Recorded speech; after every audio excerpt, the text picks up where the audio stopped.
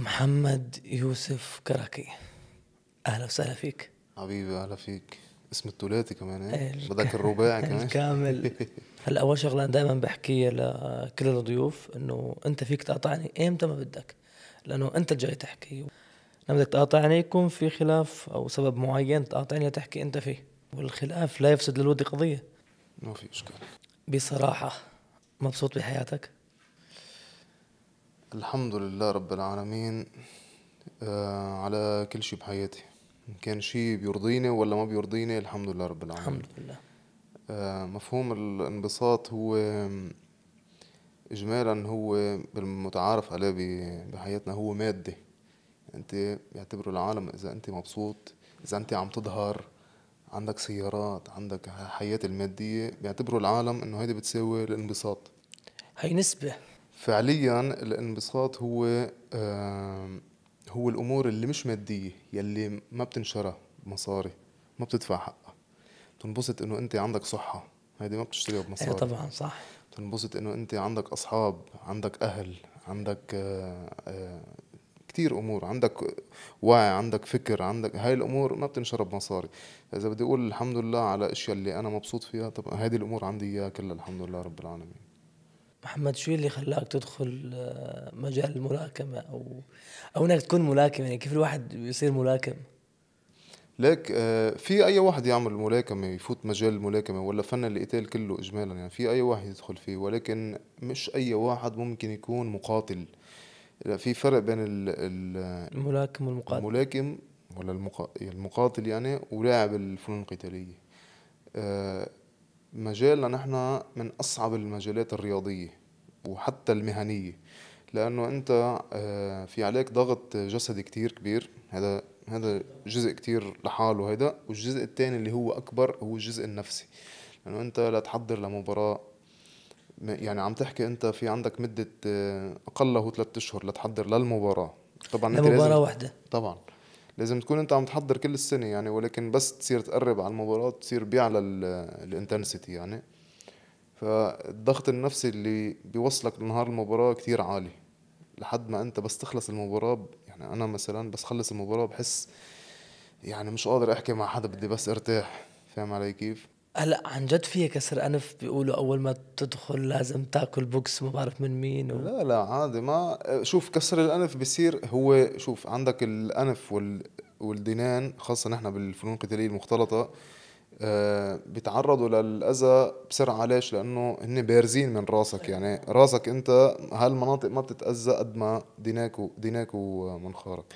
ف احتمال كتير كبير ينكسر منخارك. أنا مكسور شي 6 7 مرات يعني. لا لأنه بس ما بيكسروا لك إياه إجباري، ما بيكسروا هيدي لك إياه. الفكرة، هاي هيدي مش الفكرة اللي مزبوطة. بيقولوا لا أول لا ما مش مزبوطة. بتدخل لازم يكسروا لا لك لا لا حكي فاضي. منخارك. بتشتغل غير الملاكمة أو الملاكمة يعني بتعطيك الاستقرار المادي كبيت عيلة كذا؟ شوف هلا نحن بحقلك شغلة كمان، يعني حتى نحن المقاتلين عنا هيدي الفكرة الخاطئة عن الأجانب. يعني أنا كنت بأمريكا، في ناس بنوادي من أهمها لعيبة يعني، وكانوا يتمرنوا بالنهار ويشتغلوا بالليل أو العكس. فكانوا يحاولوا إنه يلاقوا مصدر تاني شغل دوام. عادي. عندي صاحبي كان بيشتغل بادي جارد بالليل وبيتمرن بالنهار. فنحن مفهومنا انه الاجانب دايما عندهم اشياء احسن منا، لا. هلا في عندهم امور معينة احسن منا ايه، ولكن نحن هلا بالعرب فيك تقول صار في تركيز كبير على المجال الفنون القتالية، وخاصة بالامارات عم تحكي انت، صار في يعني تكريس من الدولة انه يشتغلوا مع الناس اللي بيلعبوا فنون قتالية، دعموهم، حاولوا انه يعملوا بطولات، يعملوا منظمات، يعملوا. جميل. طبعا. هل هي مصدر للرزق؟ يعني فيها تكون حسب نمط حياتك انت. في ناس تصرف بالشهر 1000 دولار، في ناس تصرف بالشهر 10,000 دولار. اذا انت عم تلعب على مستوى يعني افريج، مش مستوى كتير عالي، ممكن انك تأمن رزق منها حسب كم مباراة عم تلعب بالسنة وحسب السبونسرز تبعولك. آه، غالبا نحن خاصة بالعرب يعني بصير بالشق التاني، بصير هو بدرب عالم لحتى لي يعمل مصدر رزق. بصير كوتش لتاني. 100% بالنهاية هو عنده خبرة اللعب والتمرين، بس بصير بيعلم العالم. المصاري بتجي من السبونسر اللي بيكون عامل معهم، ولا من اللعبة لما بتروح تقاتل إذا خسرت بتاخد وإذا ربحت بتاخد، ولا كيف؟ طبعا الاحتراف بتاخد انت على الجهتين، اذا خسرت او ربحت بتاخد مصاري، بس بيختلف المبلغ تختلف طبعا. السعر. والسبونسر شيب كمان، السبونسر شيب انت لما تحط دعاية لشخص معين يعني آه. هذا حسب الكونتراكت انت وياه بيندفع مصاري. شوف انا كتير في مرات قبل حكيت يعني مش بس لإلي شخصيا، يعني كنت احكي باسمي وباسم المقاتلين كلهم، بشكل عام. لحتى وعي الشركات يعني يدعموا اللاعبين الرياضيين، لانه اللاعب الرياضي يعني هو بحد ذاته اصلا دعاية لهالشركة ايه بيكون. طبعا. اسم. وما عنده مصدر تاني انه يجيب رزق منه، انه هو رح يجيب بس من المباراة. فليش اللاعبين الرياضيين برا بيبرزوا اكتر واسرع منا؟ لانه بيكون في سبونسر شيب. مفهوم اصلا السبونسر شيب برا كتير كتير قوي. فبصير في سبونسر شيب لما نلاقوا حدا عنده يعني موهبة بنقدر نشتغل عليه، بيحطوا مصاري عليه، يعني بيستثمروا فيه. بالعرب ما كتير موجودة هذه النقطة، بس هلأ بلشت يعني. العرب بدهم اياك تنجح ليحطوا فيك. بس تنجح بيحطوا فيك المصاري، واللي هو غلط. يعني انت بدك تستثمر فيه. كيف بدك توصله انت للنجوميه؟ بدك تستثمر فيه، وهو عبر سبونسر شيب. هذا الشخص لنقول نحن بمجالي انا بالقتال، هذا الشخص يعني بنتمرن بالنهار عم تحكي 4 5 ساعات، اكلنا لازم يكون مدروس. اوكي، عم تحكي الهاي ليفل بصير بتفرق معه على جرام، بتفرق معه على دقيقة ثانية. ثانية أنا كنت أسرع منه لخصمي ضربته وربحت في ثانية وحدة. فاهم علي؟ فلما تكون عم تحكي على هاي ليفل بصير موضوع كل شيء بحياته بيأثر عليه. نومه، الريكفري تبعيته، عم بيروح يعمل علاج فيزيائي، عم يعمل ريكفري صحيح أو لا، أكله، محيطه، كل هول بتأثر. والسبونسر بصير بنفس الوقت أنا عم بستثمر مصاري بهذا ايه طبعا. الشخص، ما بدي أشوفه عم يروح يسهر ويعمل ايه الحركات. بدي اياه يكون فهي ملتزم. متبادل الشغلة، بدي اياه يعني في يكون كنترول ملتزم. بده يكون من قبل السبونسر شيب كمان. ما بتشتغل شي تاني غير أنا بشتغل، شوف أنا بشتغل من زمان عامل شيء اسمه انتي بولينج سيستم، بشتغل مع اولاد صغار يعني اجمالا، نعلم الاولاد كيف نقوي لهم شخصيتهم، كيف تصير يتفاعلوا. ملاكمين. لا يعني ما هدفي انا اعلمه يضرب بالعكس هدفي اعلمه يدافع عن نفسه.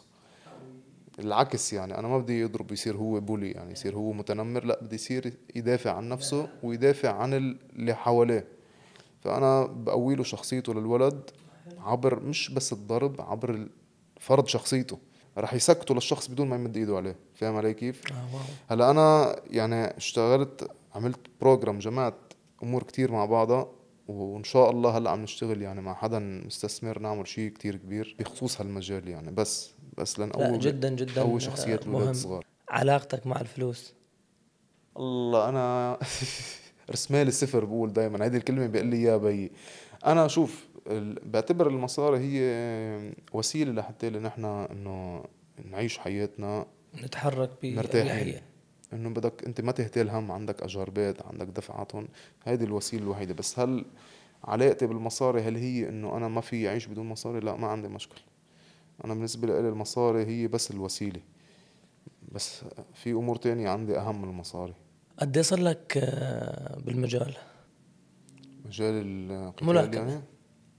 هلا انا قد إيه صار لي بمجال الاحتراف شيء، ومجال لا الرياضه من شيء تاني. لما انت قررت انه انا بدي اصير ملاكم، هلا الواحد بيقرره ولا بيكون بجيم بيشوف حاله وبيفوت ملاكم، ولا كيف؟ هلا هو طبعا بدك تقرر انت انه هذا بفوت بهالمجال، وبناء على بصير في انه بتكون بالنادي، عبر انه اشخاص بالنادي بيقولوا لك يلا نلعبك هالمباراة، بتشوفك المنظمة بصيروا بيمضوا معك كونتراكتك، بتصير نفس اي لعبة رياضية تاني يعني. خطوة خطوة خطوة خطوة بتوصل. يعني انا صار لي فيك تقول 12 سنة واو. يا احتراف، وصار لي 18 سنة بمجال الالعاب القتالية. اسم الله قد إيه عمرك؟ قد ايه بتحط لي؟ انا كنت حسك من جيالي، انت هلا عم تحكي 18 سنة. قد ايه انت عمرك؟ انا ما فيني اقول على الكاميرا بيحظروني. لا انا 33 عمري. ما شاء الله والله ما مبين. قد ايه بتحط لي عمر؟ يعني حسب ما عم تحكي هلا تحت ال 30 شكلك. تحت تحت. لا والله. 2002. لا بس هاي 2002. كات رجاء المنتج موديل رجاء كات. 2002 يعني. 22 سنة. اه والله. ايه. ما شاء الله عليك، يلا برافو. ايوه هي. برافو ايه. شو سلبيات الملاكمة اذا لها سلبيات، وشو ايجابياتها غير انه تضرب الناس؟ سلبياتها الضرب. شوف في ناس ما بتتأثر بالضرب، بتضلها قد ما يعني بتضلها تلعب، وفي ناس بتتأذى من ضربة واحدة. طيب هلا نحن بالعادة لما ندخل مشكل، يعني بيحكوا مشكل باللبناني، مشكل لما ندخل مشكل وبعدها ترجع البيت تقول انا لازم اعمل هيك ولازم اعمل هيك. بالملاكمة الواحد بيتندم انه ما عمل هاي الحركة بهديك الوقت، ولا خلص اللي قدامك شي هلا عليه؟ مش انه بتتندم، بتقول اخ لو في عملت هيك، بس هو صار اللي صار يعني. بس هو اصلا انت قبل ما تفوت على المباراة بتكون حاطط استراتيجي معينة. يعني انا مثلا اه، هذا ما بتفوت خصمي. مشكل لا عادي. لا لا، نحن شو بك هاي بيعمل هيك بعمل لا هيك. لا، نحن بنفوت بكون عاملين خطة. هذا الشخص عنده قوة بمحلات معينة، ما بدي اروح انا واجهه بهذا المحلات القوية اه، طبعا. بدي نقط فانا ضعف. استراتيجي تبعيتي اني اشتغل على نقط ضعفه. عارف، باخذ المباراة وين انا بدي، مش وين هو بده. في استراتيجيز اكيد. هلا بدنا نرجع شوي لورا. مم. انت درست بامريكا؟ لا لا لا، درست بلبنان؟ بلبنان. لا، درست بلبنان وبالمغرب انا. يعني انا والدتي مغربية. اه. انا في جزء شي 5 سنين 6 سنين درستهم بالمغرب، ورجعت حولت على. شو درست؟ انا مخلص اي تي كمبيوتر ساينس يعني، وبزنس. شو دخل هاي بالملاكمة؟ ولا جبت الشهادة اصلا، بعدها موجودة آه، بالجامعة. اتركوها. ولا جبتها. كيف كانت علاقتك مع اهلك بايام المدرسة؟ ايام المدرسة. مش المدرسة بتحكي مثلا من البكالوريا وفوق، أم، قبل انا الجامعة. علاقتي مع اهلي يعني فيك تقول اكتر من رائعة الحمد لله رب العالمين، وهيدي نعمة. لانه انت لما تكون عندك علاقة، ما هيدي اقرب دائرة لك انت، اهلك. هاي اللي يعني بترفع ما النفسيات. ايه، والحمد لله رب العالمين. لا الحمد لله. يعني الله شرط انك ترضي اهلك لحتى ترضيه. فتخيل من لا في بدك تكون عن جد عم تشتغل على هالعلاقة بينك وبين اهلك. طب كانوا موافقين انه بتضرب او لا، بتاكل ضرب او شيء؟ ليك ما في بسرعة لا. ما في اهل بيحبوا اولادهم، بيحبوا يشوفوهم بمحلات انه يعني هن بالنسبه لهم هيدي بتضرب او سيئه. بتنضرب. انه عم تاكل قتل، عم تنضرب. هلا العالم اجمالا، العالم يعني عامه بفكروا انه جسمنا نحن كناس رياضيين مثل جسم شخص طبيعي. هذا الشيء غلط. نحن جسمنا بعد مدة من التمرين وتكرار الضرب وهيك بيختلف عن الشخص العادي. يعني انت هلا حاعطيك اكزامبل. اوكي، انا عم بتفاجأ، معلومات عم بقول لك بس اياها أنا والله يعني. مستمتع. انت هلا اذا اكلت ضربه ممكن تغيب عن الوعي انا بسرعه. حغيب اذا منك حغيب. لا مش بالناس. ولكن انا اذا اكلت ضربه يمكن بدي اكثر من ضربه لحتى اغيب عن الوعي. فقوه تحملي انا، جسمي وردة فعله للضرب غير اي شخص طبيعي. ومش بس انا، اي شخص بيلعب مجالنا بصير عنده قوة تحمل اعلى من الناس العادية.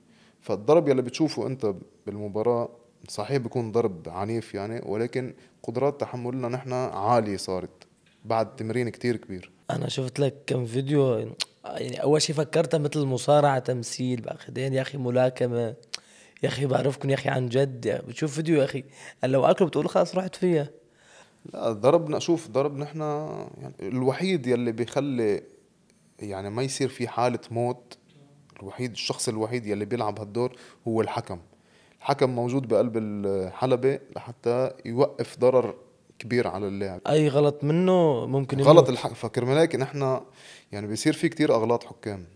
غلط الحكم أكبر من اللاعبين. اللاعب عنده هدف إنه ينهي خصمه، بينما الحكم هدفه إنه يحمي اللاعبين. فاهم علي؟ مش مثل ريال مدريد. هلا أنا بالفوتبول ما بفهم. شارين معلم، مش بس الحكام، اللعيبة كمان. اخ لعيبة صار الخصم. بتحكي. طيب هذا سؤال ما أعرف كيف بدي أطرحه. قول يا زلمة. إمتى آخر مرة بكيت؟ ليك معتقدنا نحن كعرب بيعتبروا انه الرجال لازم يكون قاسي صلب، ممنوع يبكي، ممنوع يتأثر، ممنوع وهذا الشيء مفهوم كتير العكس لازم خاطئ. طبعا. الرجال عنده مشاعر كمان، بس بيسيطر على مشاعره أكتر من المرأة. يتحكم شوي. صحيح. فلازم الرجال يعني يبكي من باب انه يفرج عن نفسه، يرتاح، لانه البكاء هو كمان عم تطلع مشاعرك انت لبرا. كمان في ناس هلا انا يعني انا بلعب، بقاتل انا مرات كتير بروح على النادي بفش خلقي، بضرب مثلا الكيس، بضرب حدا شرعيا ايه نحن فينا طبعا. نضرب. بروح بتمرن بشيل اوزان تقيله، بفش خلقي، بطلع هذا الكبت اللي جوا بطلعه لبرا. ما هو النادي نقطة كتير مهمة بهاي الشغلة، بس انت عم تهرب من السؤال. هلا بحكيك، انا بحكيك على مجال النادي بعدين. انا اخر مره بكيت لما صارت معي هاي العرض، عرض الصحي. ما شوف يعني ما بكيت بقلب وقتها كنت عم اعاني من المرض، بس الحمد لله يعني طلعت من المستشفى وكله هدي حوالي. كان عندي اصدقاء يعني، يعني فردا فردا بتشكرون انا، كانوا كل يوم معي بالمستشفى. حتى الاداره تيجي اخر شيء تزعبهم، تقول لهم فلوا.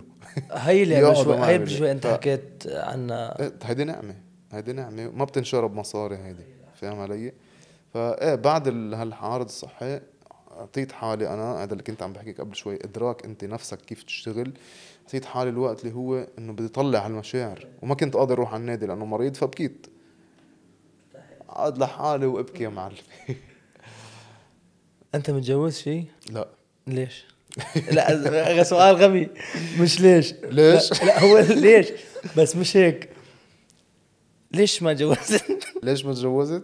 مش عارف شو كيف اوصل بعرفني، لك اياه. نصيب. ليك انا لا لا شو بيقولوا هن، انه بشكل عام اللي بيروح شيلك عن الملاكم، اللي بيروح على النادي بيكون خلص يعني نادي، ما بيتطرق لامور شخصيه. لا لا، انا بالعكس انا بهتم باموري الشخصيه، فاصل انا النادي عن حياتي الشخصيه. هيدي مهنه وهيدي حياتي الشخصيه. أم، انا ليك صار لي 3 سنين عايش بالامارات. وجودي بالامارات خلاني اركز اكتر على مجال الشغل، عرفت علي كيف؟ فبجوز يمكن هذا عم بخليني ما افكر بمواضيع انه الزواج والارتباط وهيك. استقرارك امارات، لبنان، امريكا؟ المغرب. لا لا لا، انا ما انا امريكا كنت اطلع اعمل معسكرات وانزل. بس بس اطلع عسكر شهر شهرين حسب، وانزل لا هي تحضير انا لمباراة. معناها الاعداد جاي بالعيد. أنا قالوا لي انت كنت عايش هناك. امتى الشخص بيحس بالوحده؟ انت هلا ساكن لحالك صح؟ اهلك بلبنان. امتى الواحد بيحس بالوحده؟ انا صار لي 13 سنة عايش لحالي بعيد عن اهلي. ليه ما اهلي تجوزت؟ بالمغرب، اهلي بالمغرب، وانا كنت عايش بلبنان. انا تركت المغرب، عشت بلبنان 10 سنين بالضبط بعد ما صارت الأزمة الاقتصادية اي والأزمات اللي تدهورت فيها انا البلد. طلعت لهذا السبب. اجيت على الإمارات، سبحان الله يعني ليك. الله بيجعل لك سبب. شوف السبب، حخبرك الخبرية. أنا جيت على الإمارات مع أساس أعيش هون. جيت على أساس عندي تحضير لمباراة ورايح على سنغافور، فكانت محطتي هون اه هون وبعدها وطالع اطلع. على سنغافور. قلت بقعد هون أسبوعين 3 بتمرن فيهن وبروح على سنغافور. سبحان الله وصلت على البلد محضر، أنا جاهز، عندي كونتريات وهيك، نحن مجالنا في كونتراكتس يعني. أه كسرت عظمة عيني هون. أول بعدني فايت على التمرين بوف أكلت ضربة انكسرت عظمة عيني، وهذا الشيء كثير نادر يصير. طلعت بحالي هيك، رحت عملنا صورة وهيك، قالوا ما فيك تلعب يعني، تعرض حالك للخطر. شو بدي أعمل؟ كان بوقتها عم قله لصديقي خليني اعمل اقامه هون واعمل كل اموري، بصير بنزل وبجي على من لبنان لهون. سبحان الله ما لعبت المباراه، ضعت. بصدق انه قاعد بالبيت انا ضايع مش عارف شو بدي اعمل. طيب انا ما عندي مباراه وما بعرف شو بدي انزل اعمل بلبنان، كانت وقتها في كورونا، ووقتها كانت البلد عنا بلبنان صاير انفجار المرفأ، كان يعني ما ميتة البلد كانت، شو بدي اعمل؟ قلت يا الله انت عمول الامور كلها، انا ما خصني، انا ما بدي افكر. لانه بس سلمت تفكر امرك انت، لله. بس تصير تفكر بتصير معقوله هيدي تصير هيك، معقوله خلص سلمت لله. والله اقامتي طلعت ب5 6 ايام. دفتر السواقه هيدي الناس اللي بالامارات هادي بتعرف، يا 3 ايام لطيف. طلع يومين. مش شوف الامور بس تسهل. يومين كان دفتر السواقه معي بجيبتي. حملت حالي على لبنان، ضبيت اغراضي وانتيابي وجيت لهون. قلت بدي اجي جرب حياتي هون. صار لك 3 سنين تقريبا. اكثر من 3 بشوي كيف العيشه هون؟ آم، حقول لك اياها هيك يعني باختصار. كان قبل كان نحكي عن العرب، كان هدفهم العرب شو؟ بدنا نسافر على أمريكا لأنه أمريكا بلد الفرص، وأمريكا بتعطي وبتعمل هيك. هلأ العالم كله صار هلا بده امريكا يسافر عم تجي على على الإمارات. الإمارات. الإمارات والخليج إجمالا، بس خاصة الإمارات، لأنه الإمارات بلد الفرص. وهذا الشيء في كتير ناس بعدها مش عارفينه، يعني مش عارفانة قيمة البلد. مش بيقول لك غالي ومدري شو يا حبيبي. طيب ما هو في بالانس. انت كيف انت بدك وين تعيش؟ حتروح؟ انت وين حتروح؟ بدك تعيش بالداون تاون، طبعا رح تكون غالي. فيك تعيش خيي بمنطقة تكون احكي لي انا. أرخص، يعني شوي إنه افوردبل، يعني تقدر تدفع حق. فيك تعيش هون وفيك تشتغل على حالك. في فرص كتير، انت ببلد فيها من جميع أطياف العالم. روح على دبي مول، كم جنسية بتشوف انت وماشي. طب هيدي الشغلات ما بتشوفها ببلدان تاني. ايه طبعا. حاحكيك بعد عن شغلة تاني. هداك اليوم كنت انا وبي بهذا النقاش، قلت له نحن بلبنان عنا 18 طائفة، بس نحن بلبنان مقسم مقسمين خلص، معروف المقسم البلد، انه الجنوب. هيدي منطقة لهالطائفة وهيدي لهون هيدي. هون بلد اسلامي، ولكن فيك تشوف وحدة محجبة ايه الكل. وبنفس الوقت بتشوف وحدة مش محجبة، يعني لابسة لبس يعني نحن بنعتبره انه شيء غلط، بس ما حدا بيقرب صوبهم ولا حدا بيحكم على هيدي ولا على هيدي. لا، بلد ماشي بنظام. فانت هون الحريه، هون في بلد حريه. فاهم علي كيف؟ طبعا خليك بمجالك انت، ما ضروري حرية على تتطرق. حق، ها مش تروح تعمل شيء، حرية على حق. طبعا، ما عم بقول لك يعني انت هون بلد ماشيه بالطريقه السليمه، هيك بيمشوا وهيك بترتاح انت وبتريح. بترتاح وبتريح. قديش صعب الواحد ينجح. صعب الواحد ينجح. صعب كتير ينجح اذا ما عنده نيه، مستحيل ينجح. بينما لما ترسم هدفك وتتشرب الرسمة هيدي، تتشربها، تصير تعرف كل زاوية فيها، تحفظها بدون ما تفكر فيها، وتصير هي مرسومة براسك، تلقائيا انت رح تكون بالهدف تبعك، وصلت له بدون ما حتى تعرف.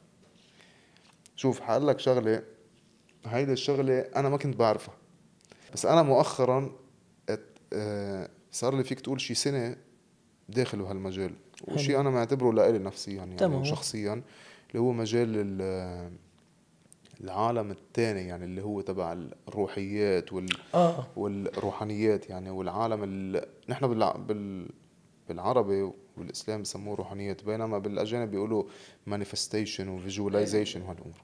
هحكيك شغلة. لما كان عمري 18 سنة كنت بالمغرب، تمام. أنا هوايتي كانت الألعاب القتالية، يعني بحب ضلني أتفرج. امي وين أنا بالنادي، وين رايح على النادي، فهمت علي؟ يعني وقتي كله بالنادي. فشو كل الوقت اعمل؟ انا احضر مباريات وهيك، انبسط واتحمس انا ونازل على الطريق. يصير شو اعمل؟ ردد بيني وبين نفسي انه محمد كركي المقاتل، محمد كركي هيك. اعيش الحاله تبعت القتال، ومش انه عيشها هيك يعني شيء طبيعي، لا، عيشها فعليا، عيشها بحذافيرها.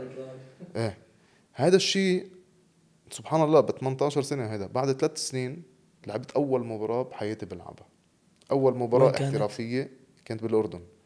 نقلت شوف الحياة كيف صارت، يعني كنت بالمغرب أنا وهذه الأمور أعملها وأنا متابع مجال الفنون الإيطالية. نقلت على لبنان على أساس كفي دراستي، ولعبت أول مباراة هناك.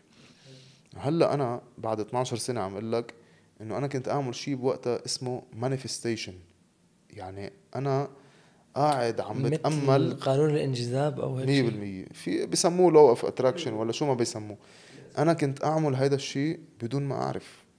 فاهم علي؟ هلا صرت أعرف شو كنت أعمل. ايه هلا لا، صرت وعيت. افكر انا حتى قبل المباريات اللي كنت فوت عليها، كنت اتخيل حالي كيف عم بلعب المباراة وكيف عم بربحها. خلص بتركز فيها بعدين لا، شفت في عالم، يعني انا بتابع شخص دكتور اسمه جو ديسبنزا. هذا الزلمة كل يوم بسمعه وبقرا له كل شيء.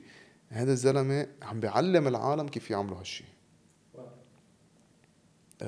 فانا باختصار سؤالك ايه ايه. انت، قد ايه صعب النجاح؟ صعب كتير اذا انت ما عامل شي نية براسك وما متخيله لهالنجاح براسك. ومتوكل على الله. اتكل على الله طبعا. عملت فايت مع شخص ممكن أهله أو أسرته أو رفقاته متابعين. يعني شو أغرب رسالة وصلتك يعني من مثلا تعرف هذاك الشخص أو هذوليك من طرفه؟ رسالة حسيتها غريبة، مش إنه مسبة أو مدح أو إنه ممكن حدا من رفقاته بس بده إياه ينضرب. لا، بدي رسالة غريبة إنه عملت. آه، هلا في كتير يعني كتير بس يكون في عندي مباراة بيبقى في كتير كومنتس وهيك انجا الحق يعني بحب انه اقرا بشوف العالم كيف بتفكر. بس ناسي كتير. هلا اخر مباراة مش اخر وحدة قبلها لعبت مع واحد اسطورة، هذا الزلمة ببلده، بلد ميانمار اسمه، وهذا كان اعلى ستيج انا بلعب فيه اللي هو اسمه منظمة اسمها وان تشامبيونشيب. هذا الزلمة عاملينه تمثال بنص البلد، اهم رياضي عندهم بالبلد. شعبية. ميانمار هي بلد حد تايلاند، على حدود ايه. تايلاند، بلد ضخمة يعني. أم، رحت لهونيك لعبت معه بقلب داره. خسرت انا وقت المباراة، خسرت. بس شو بدي اقول لك، يعني ضجة العالم. التشجيع. ايه لانه انا كنت هونيك بقلب الصالة جوا، كان في 15,000 شخص بس بقلب الصالة. اذا بتشوف الناس اللي كانت متجمهرة برا دبل الناس اللي جوا. وما هون كله جمهوره، يعني انت عارفين جمهوره رايح انت طبعا، رايح والمرافق على اللي معك. بلده، رايح على بلده وعقر داره، وهو البطل كان، واعلى مني وزن. وبرضه انا قبلت بس انه العب تجربة المباراة. حلوة. طبعا حلوة يعني ايه. بس وقتها كان في كتير كومنتس انه شي بيشجعوا لإله، شي انه انا رح اخسر وهيك. بس انا شخصيا ما بتأثر فيهم هالاشياء يعني. شوف محمد، الخسارة مش الفاينل، يعني مش إذا أنا وياك عملنا مشكلة وآخر شي مثلا، أو عملنا فايت وآخر شي أنت طلعت ربحان، أنت ربحت، إنه أنا خسرت. لا، لأنه أنا لما خسرت ما وقفت هون. هلا أنت لما عملت المباراة أنت خسرت مباراة. لو أنت وقفت أنت خسرت، بس أنت ما وقفت، أنت حتروح على غيرها وغيرها وغيرها. فهي ما بتنعد خسارة، تجربة يعني، وتجربة حلوة أعتقد. شوف، في بيقولوا انت ما خسرت المعركة، خسرت جولة. أي جولة. هي جولة بتخسرها بتستمر. المهم انك تكون ماشي بالطريق السليمة، وانك عارف حالك شو عملت غلط شو السبب انك تخسر. حدا بيقارنك بحدا مثلا، عميل مثل كذا، عميل مثل فلان أو. ولا برد على حدا يا زلمة، ولا بحياتي رديت على حدا، ولا العالم كله ايه ايه وبعمل اللي براسي. مستحيل رد على حدا. انا باخد بنصيحة الناس اللي هي يمكن تشوف شي انا مش شايفه. شوف، الحب هو بالنسبة لإلي ايه. انك تعمل الشغلات. يعني مثلا مرات انت لنقول شخص بحبك، تمام. اوكي، بيعمل الاشياء اجمالا اللي هو بفكر انه هيدي رح عم تعجبك. يرضيك. فهو يعني فعليا شو اللي عم يعمل؟ عم بيعمل الاشياء اللي هو بحبها مش اللي انت بتحبها. ايه تماما. بينما اللي لازم يعمله هذا الشخص يشوف انت شو بتحب ويعطيك او يقدم لك. فاهم علي؟ الحب عطاء ولا اهتمام؟ الحب ما هو الاهتمام كمان عطاء، هن كلياتهم تحت خانة العطاء. شو اهتمام؟ يعني اعطيك من وقتي، اني كرس وقتي لانه شوف انت شو بدك، فهذا كلياته تحت خانة العطاء. بالنسبة لإلي طبعا عطاء متبادل بين الطرفين، لازم يصير فيه هيك لحتى تتم العملية السليمة. مرقت بحالة حب. بدي حب. شوف، المشكلة بالمنظور الحب، على فكرة منظورنا نحن للحب هو مراحل. يعني انت في فترة بحياتك بتفكر انه هيدا هو الحب. مراهقة. فيك تكون بالمراهقة، ويمكن واحد يحب هو صغير وواحد يحب هو كبير. بتفكر انه هيدي هي مرحلة الحب اللي هي مستحيل تجي. لما تكبر انت بتقول وكنت صغير يا زلمة، لا مش حب هيدا، مع انه انت بوقتها كنت تفكر هيدا هو كل شيء. بترجع بتكبر مرحلة معينة كمان بتمرق بحالة، فيك علاقة يعني غرامية، بتحب هالشخص، بتفكر انت انه هيدي هي. ولكن لما تنتهي تعتبر انت انه او بتنتقل لمرحلة ثالثة، بصير تقول هذاك اللي قبل لا مش شو كنت مزبوط، عم هذا مش بعمل. مزبوط. فهو الحب هو مراحل يعني حسب المكان والزمان اللي انت فيه والشخص اللي انت معه. بالنسبة لإلي أنا مرقت بحالة حب ما في اقول لك، لانه هيدي نظريتي للحب اللي هي الغرام وهيك، واللي هو انا شبه صرت انا هلا فعليا هلا بعقلي هلا اللي بفكر فيه اوكي. والمنطق اللي عندي، تمام. اعتبر حالة الحب هي شيء كتير كتير مادي، بينما حالة المودة هي اوكي. شيء كتير احلى واحسن واعلى ليفل. لما يكون في بينك وبين هالشخص الطرف الثاني اللي هو زوجتك، تكون في بينك وبينها حالة مودة، واللي هي الله أصلا ذكرها بالقرآن، ما ذكر حب وغرام. هون انت بتكون وصلت للمحل اللي هو عن جد انت فيك تأمن لهيدا الشريك اللي بحياتك. تعديت مرحلة الحب. هلا سؤال، ممكن انا ما بدي ادخل بالسياسة، بس لانه انا عشت بلبنان 14 سنة. لانه مرة صارت معي، كنت بلبنان، فمرة شاب سوري من عنا راكب موتسيك وعامل له صوت وحركات ودعس. فشو عم يحكي لي اللبناني رفيقي؟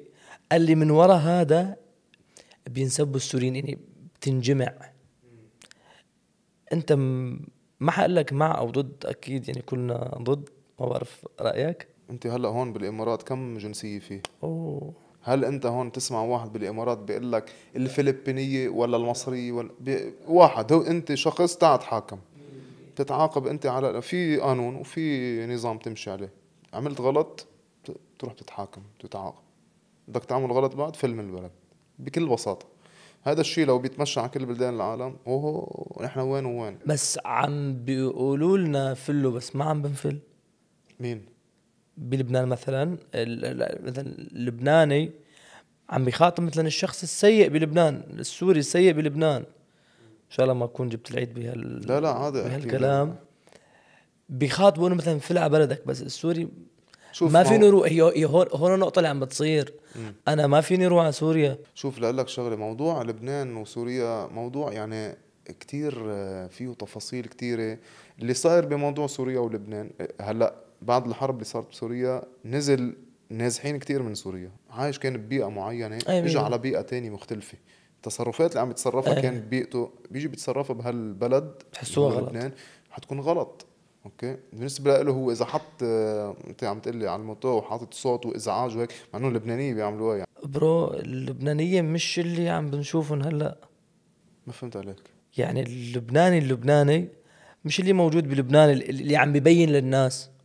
فاهم علي؟ اللي هون عم تحكي اللي هون مقارنة مع بشكل عام لا، في لبنانية بلبنان، بس ممكن احنا ما شفناهم كتير منها. احنا بس عم بنشوف الفئة السيئة. هي شوف، هي المشكلة اللي عم بتصير بالمواقع التواصل الاجتماعي. طلع انت اليوم كلبناني احكي كلمة حلوة عن سوريا ولا عن اي شيء، ما حدا بينشر لك ولا حدا بيعبرك. طبيعي. جرب قول أكلة سورية مش منيحة، ايه بعرف. شو بتلاقي كلامو مدري شو ايه صار شو. فهذا الشيء يعني ليش شوف نحن ما عم هو بنشوف المنيح؟ هيدي مشكلة الإعلام، ما بيحب يفرجيك إلا الأشياء العاطلة.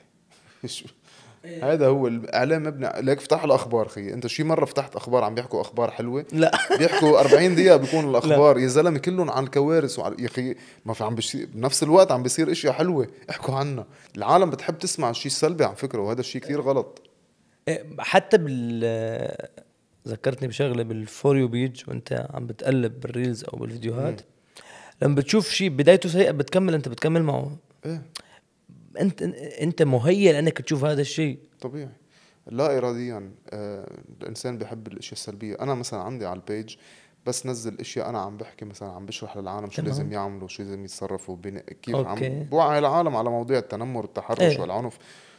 لما ننزل هايدول الأمور ما بيجيبوا كتير مشاهدات. لما ننزل مثلا واحد عم بيتعنف وعم ينضرب بتلاقي العالم او كلها نازل يحضروا وعم كومنتس ولا وليش. وبتبعت لهذا. طب ما أنا عم بحكي، أنا بحكي أمور يعني قبل بحضر الواحد قبل ما يحضر يصير هيك معه. طب هذا الشيء اللي او اللي عم يعمل الناس بيخليك انت تتشجع انك تعمل شيء مش منيح حتى تبين للناس.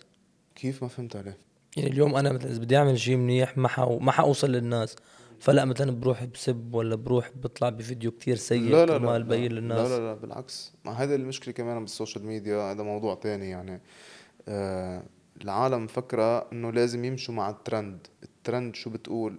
قوم ارقص واعمل حركات هيك رح يمشي حالك ورح تجيب مشاهدات. لا لازم نحن نجيب الترند على الشيء ما المنيح. ما بعرف اذا متابعين انتم شايفين شو صاير بلبنان بموضوع هذا. هو الجروب 30 شخص تقريبا شفته 26 شخص يلي عاملين عصابة وبيتحرشوا بولاد شفته. صغار. طب هول كيف عاملين الدعاية تبعيتهم كلها ليجيبوا الولاد الصغار؟ عبر التيك توك بيعمل حركات، بيغري الولد الصغير بيشوف انه قصات شعره هيك بيغريه بيستد بيجيبوا لعنده. بيجيبوا لعنده وبتصير الحالات. هيدا الموضوع طبعا، هيدا ليك بده موضوع تاني، بدك حلقة تانية نحكي خلص بهالمواضيع. إلنا جزء ثاني خلص مخصص آه. حابب تقول شيء؟ والله بقول لك شكرا لاستضافتك لإلي. عيوني. آه يعني هيك مريحة المقابلة، خفيف نحكي لطيف. فيها بناخد بنعطي فيها. أي. يمكن طولت بالحكي يعني، لا بالعكس بس أنا يعني، بحب أحكي بالتفاصيل أحب كتير. على قلبي والله. شكرا لك وموفق كمان بهيدي يعني إن شاء الله هيدي انطلاقة تكون حلوة تجربة عندك جديدة. إن شاء الله. قول يا رب. دعس.